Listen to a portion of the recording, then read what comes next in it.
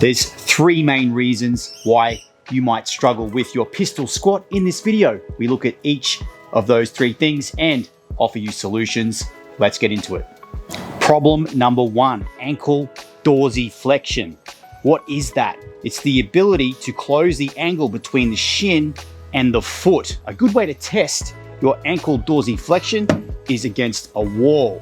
If you can plant the foot flat on the ground and push the knee to the wall, you can make that distance, take the foot back until you get to a position where you can't touch the knee on the wall. And this will give you an objective indication of just how much dorsiflexion you can get in that ankle, which is required to get to the bottom of the pistol squat. Let's take a look at some drills to improve your ankle dorsiflexion.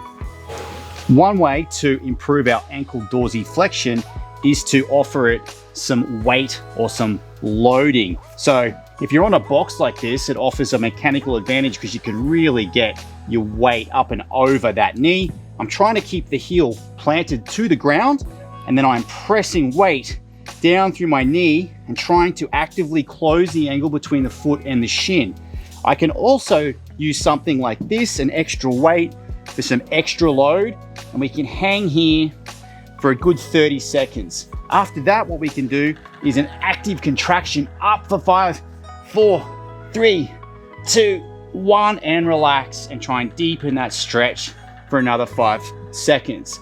Then what we can do is push down into the ground with an opposing force with the toes for 5 seconds and relax for 5 seconds. And each time you just get a little bit more range in that ankle, and you can carry on with this for 90 seconds or so each foot, and you should then retest your ankle dorsiflexion with our wall. And if you've marked where the line was, where your foot was originally, you'll be shocked at just how much extra dorsiflexion you can get in just a few minutes of practice.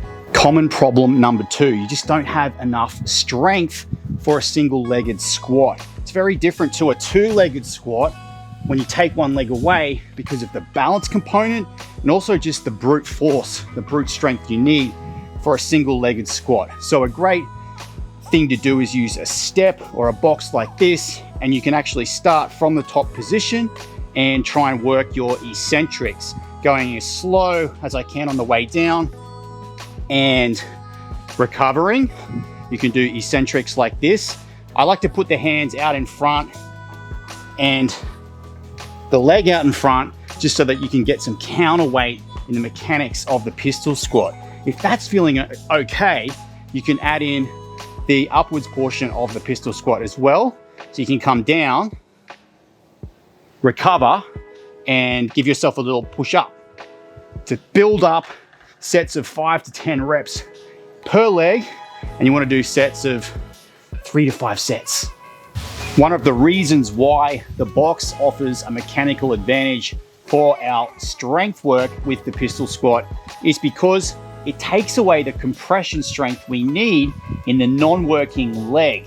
By that I mean we need enough compression to contract this hip flexor to hold that bottom leg up and off the ground, which can often be the missing ingredient for people. So what we can do are some single-legged contractions to really teach that leg how to contract through the hip flexor and the quads and lift off the ground. So we can do pulses of 15 or even higher. It may feel crampy at first, and you can also tilt the pelvis forward and bring the hands down. The further down they go, the harder this gets. So you want to find a distance where you can just get the foot off the ground, but you don't have to compensate by rocking the whole pelvis and spine. So you want to just hang here and do your pulses, and then on the final rep, hold for 5 to 10 seconds and just squeeze the life out of that hip flexor. And it may feel a little crampy. You might have to like stretch it out when you first do these, but this will teach that compression strength to do its thing and help you out as you're doing your pistol squat. Now we've addressed those three problems, it's time to look at the pattern itself. So a good way to give yourself a little cheat with this is to elevate the heel. You can use a book or a weight plate or something just to give your heel a little bit of elevation. And from there, we can set up for our pistol squat. I like to send the hands forward and the foot forward. We can get down to our full depth and return back to our starting position, and you have your pistol squat.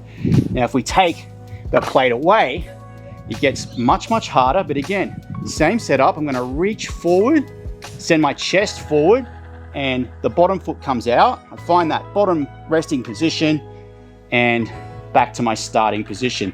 From there, we can add more and more reps, working sets of up to 10. Initially, it might be 3 to 5, and you need to do more sets. But if you can get 10 reps per leg, then 3 sets is a good model. The pistol squat is just one of many skills that members of my online community, Move with Aaron, are working on at the moment. If you'd like to do full length, follow along workouts for much, much more than just the pistol squat, I will leave a link to the app in the description below. I also like the idea of just getting to know this bottom position and being able to rest the butt against the back of the calf, and just knowing that you feel confident in that bottom single leg squat position, that you can rest there, hang out there, dial in the balance. So that is it for this video, guys. I hope you got something out of it. If you did, hit the like button for me, drop me a comment, ask any questions, share it if you need, subscribe if you haven't subscribed, check out all my other materials, and I'll see you in the next video.